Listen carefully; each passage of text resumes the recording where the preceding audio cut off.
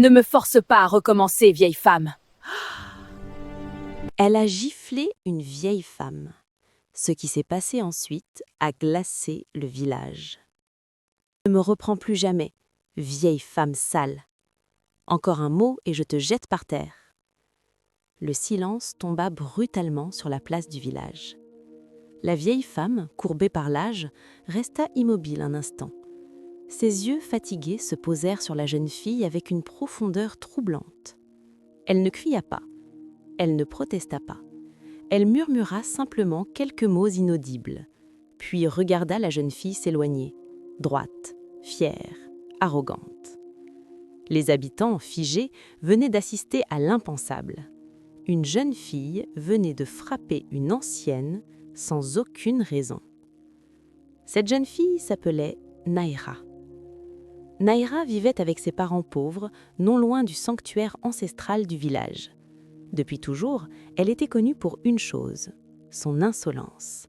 Elle parlait mal, regardait les gens de haut et marchait comme si la terre lui appartenait. Mais ce n'était pas seulement son caractère qui attirait les regards. Son visage, étrange et asymétrique, semblait façonné par une main hésitante. Certains disaient à voix basse que les esprits avaient commencé à la créer, puis s'étaient arrêtés. D'autres affirmaient que ses traits étaient la marque des larmes silencieuses de ses parents. Dans le village, personne ne l'aimait vraiment. Quand elle traversait la place, les femmes murmuraient « Qui acceptera d'épouser celle-là » Les hommes riganaient « Même avec une dot et un terrain, je passerai mon chemin. » Mais Naïra n'en avait cure. Elle se voyait comme la perle du village, incomprise par des esprits trop petits pour la reconnaître. Chaque matin, elle arpentait les sentiers poussiéreux comme si le soleil s'était levé uniquement pour éclairer sa silhouette. Sa mère l'appelait souvent derrière elle. « Ma fille, parle doucement, respecte les gens, l'humilité protège. » Mais Naïra se contentait d'un geste agacé de la main. Ce matin-là, après avoir giflé la vieille femme, elle continua son chemin sans un regard en arrière. Les enfants se dispersaient à son passage. Même les vendeuses du marché s'étaient arrêtées, troublées par la tension qui semblait suivre Naïra comme une ombre. Près du chemin du sanctuaire, son père sculptait un morceau de bois. Il leva les yeux à son approche. « Naïra, dit-il calmement, tu marches aujourd'hui comme si le monde te devait quelque chose. »« Et c'est le cas, répondit-elle sèchement. Je ne suis pas comme ces gens qui acceptent une vie médiocre. » Son père soupira, un soupir lourd, chargé de fatigue. « Un jour, ma fille, tu comprendras que la beauté du cœur pèse plus lourd que la fierté du visage. Épargne-moi tes proverbes, lança-t-elle. Si le monde ne me reconnaît pas, c'est qu'il est aveugle. » Plus tard, au puits, les jeunes filles discutaient à voix basse. Naïra arriva, son seau à la main, coupant net leurs murmures. « Vous parlez encore de moi » demanda-t-elle froidement. « Ma vie nourrit-elle vos bouches ?» L'une d'elles osa répondre. « Nous disons seulement ce que tout le monde voit. Tu te crois au-dessus de nous. »« Parce que je le suis, » répondit Naïra sans hésiter. Personne n'osa répliquer. En tirant son seau, elle aperçut son reflet dans l'eau. Les traits irréguliers, la peau rugueuse, la mâchoire marquée, tout y était. Mais elle détourna le regard. Pour elle, ce n'étaient pas des défauts, c'était une singularité. Chez elle, sa mère pelait du manioc. « On dit que tu as frappé une vieille aujourd'hui, » murmura-t-elle. « Elle bloquait mon chemin. À son âge, elle devrait savoir s'écarter. » La mère laissa tomber le couteau. « Pourquoi affrontes-tu le monde entier?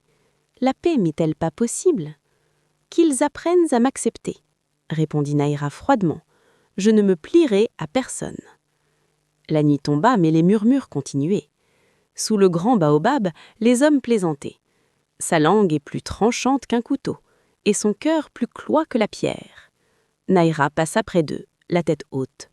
Pourtant, au fond de sa poitrine, une légère oppression naquit, mais elle refusa de l'écouter. « Je suis la fierté de ce village, » se répéta-t-elle. Un jour, ils comprendront. Cette nuit-là, la lune se cacha derrière les cloades. Le vent souffla autour de la maison, emportant avec lui les mots murmurés par la vieille femme. Personne ne les avait entendus. Mais les esprits, eux, les avaient écoutés. Cette nuit-là, Naïra ne dormit pas paisiblement. Dans son sommeil, La chaleur l'envahit comme une fièvre sourde. Elle se tourna sur sa natte, le souffle lourd, le corps couvert de sueur. Des images étranges traversaient son esprit, des chemins sombres, des pas derrière elle, un regard qui l'observait sans jamais se montrer entièrement. À l'aube, le chant du coq l'attira brusquement de son sommeil. « Ah !» Un cri aigu déchira le calme du matin. Sa mère, déjà debout près du foyer, accourut. « Naïra, qu'y a-t-il » La jeune fille était assise, les mains plaquées sur son visage, tremblante. « Maman, quelque chose ne va pas. » Sa mère posa la main sur son front. « Tu brûles !» En retirant doucement les mains de Naïra, elle resta figée. Des plaques sombres apparaissaient déjà sur les joues de sa fille. La peau semblait gonfler, durcir, comme si elle se transformait de l'intérieur. « Va chercher ton père » murmura-t-elle, la voix cassée. Lorsque le soleil se leva complètement, le changement était évident. Le visage de Naïra n'était plus le même. Ses traits semblaient tirés, déformés, comme sculptés par une main invisible et maladroite. Le village apprit la nouvelle avant même que le médecin n'arrive. « Tu as vu Naïra ? On dit que son visage a changé pendant la nuit. » Les voisins se regroupaient devant la maison, chuchotant, pointant du doigt. « C'est étrange. Ce n'est pas une maladie ordinaire. » Le guérisseur local arriva, examina Naïra longuement, puis secoua la tête. « Ce que votre fille a, ce n'est pas de mon ressort. » Le père de Naïra sentit son cœur se serrer. « Alors, dis-nous la vérité. » Le vieil homme hésita, puis parla d'une voix grave. « Elle a offensé quelqu'un de protégé. » Naïra, allongée sur la natte, éclata d'un rire amer. « Encore des histoires. Je ne vais pas mourir à cause d'une vieille femme malpropre. » Mais la douleur s'intensifia. Jour après jour, son visage gonflait davantage. Son corps, lui, s'aminissait. Ses articulations la faisaient souffrir. Marcher devenait difficile. Dormir, presque impossible. Les nuits étaient pires que les jours. Chaque fois qu'elle fermait les yeux, elle le voyait. Le même regard profond, la même silhouette courbée, la vieille femme, debout dans un coin de la pièce. « Va-t'en !» criait Naïra dans ses cauchemars. Mais la silhouette ne parlait pas. Elle se contentait de la regarder. Un matin, Naïra se leva pour boire de l'eau. En passant devant un miroir fissuré accroché au mur, elle s'arrêta net. Ce qu'elle vit lui glaça le sang. Ce n'était plus son visage. C'était une caricature monstrueuse d'elle-même, gonflée, déformée, méconnaissable. « Maman !» hurla-t-elle. « Je deviens comme elle !» Sa mère fondit en larmes. Les rumeurs se propagèrent comme un feu de brousse. C'est sa bouche qui l'a perdue. On ne se moque pas des anciens. Certains riaient encore. D'autres, surtout les plus âgés, murmuraient avec crainte. Quand l'invisible agit, ce n'est jamais sans raison. Malgré tout, Naïra refusait toujours de demander pardon. « Je ne m'agenouillerai devant personne », répétait-elle, même lorsque la douleur la faisait pleurer. Mais son orgueil commençait à se fissurer, car au fond de ses nuits, une voix murmurait déjà une vérité qu'elle n'était pas prête à accepter. Les jours passaient, mais l'état de Naïra empirait. Son visage continuait de se transformer, lentement mais sûrement, comme si une main invisible poursuivait son œuvre sans jamais se fatiguer. La peau de son cou se tendait douloureusement, ses paupières gonflaient au point de presque se fermer, et chaque respiration ressemblait à un combat. Son corps, autrefois solide, n'était plus qu'une silhouette fragile. Elle ne sortait plus. La fille qui marchait autrefois fièrement à travers le village restait désormais enfermée dans l'ombre de sa chambre. Pourtant, même derrière les murs, elle entendait tout. Les chuchotements, les commentaires, les jugements. Regardez ce que l'arrogance a produit. Quand on ne respecte pas les anciens, la vie s'en charge. Au début, Naïra serrait les dents. Mais bientôt, la douleur devint trop forte pour être ignorée. La nuit, elle se réveillait en sursaut, hurlant. Ses parents accouraient, la trouvaient assise, tremblante, les yeux fixés sur un coin sombre de la pièce. « Elle est là !» murmurait Naïra. « Elle me regarde !» Sa mère, terrifiée, ne voyait rien, mais elle sentait le froid. Un froid lourd, anormal, qui envahissait la pièce comme une présence silencieuse. Une nuit, Naïra se mit à rire. Un rire faible, cassé, qui n'avait rien de joyeux. Tu ris de moi, n'est-ce pas? Murmura-t-elle vers le vide. Tu es contente. Sa mère tomba à genoux, priant à voix haute, les larmes coulant sur ses joues. Le lendemain, le père de Naïra prit une décision. Nous allons voir le grand guérisseur de la colline, dit-il d'une voix tremblante. Ceci dépasse les hommes ordinaires. Le vieux guérisseur observa Naïra longuement. Il ne la toucha pas. Il se contenta de fermer les yeux, puis secoua lentement la tête. Elle a manqué de respect à quelqu'un qui ne vit pas seulement dans ce monde. La mère de Naïra éclata en sanglots. « Mais que devons-nous faire ?»« Demandez pardon, » répondit-il simplement, avec un cœur sincère. Naïra se redressa brusquement malgré la douleur. « Jamais, » cracha-t-elle vers le vide. « Je ne m'agenouillerai pas devant cette femme. » Son père la fixa, abasourdi. « Naïra, regarde-toi, ce n'est plus une question de fierté. Même si je dois mourir, je ne supplierai pas. » Un silence lourd tomba. Le guérisseur soupira. « Alors préparez-vous, » dit-il doucement, « car cette épreuve ne s'arrêtera pas là. » À partir de ce jour, la peur s'installa dans la maison. Naïra ne mangeait presque plus. Ses os lui faisaient mal, ses mains tremblaient. Parfois, elle restait immobile pendant des heures, les yeux ouverts, murmurant « Elle vient, elle vient ». La mère de Naïra vieillissait à vue d'œil. Ses cheveux blanchissaient, ses prières devenaient des cris de désespoir. Un soir, à bout de force, Naïra sentit quelque chose céder en elle. Elle regarda ses parents, leur fatigue, leur peur, leur amour. Pour la première fois, elle eut honte. Des larmes silencieuses coulèrent sur ses joues gonflées. « Papa » murmura-t-elle. « Maman » Sa voix était faible, mais sincère. « J'ai peur. » Ces mots, Naïra ne les avait jamais prononcés. Cette nuit-là, elle ne dormit pas. À l'aube, avant même que le soleil ne se lève complètement, Naïra se leva avec difficulté. Elle enveloppa sa tête d'un pagne pour cacher son visage. Elle sortit sans un mot. Elle ne laissa ni message, ni explication. Elle marcha, sur les sentiers poussiéreux, à travers les champs, vers la forêt.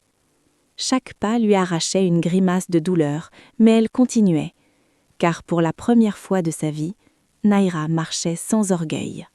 Le soleil était déjà haut quand Naïra sentit ses forces l'abandonner. Ses pas devenaient lourds, irréguliers. Sa respiration sifflait douloureusement dans sa poitrine, mais elle refusait de s'arrêter.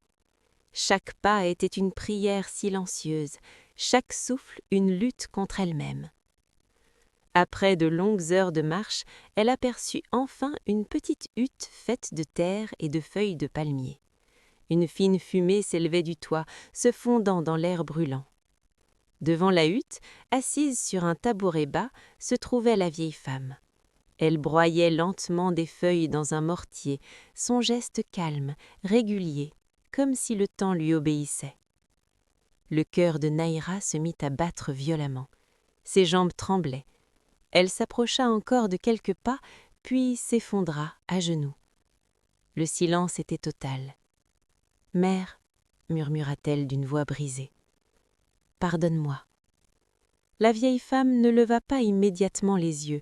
Elle continua de broyer les feuilles, comme si Naïra n'était qu'un souffle de vent. Puis, enfin, elle parla, d'une voix calme mais profonde.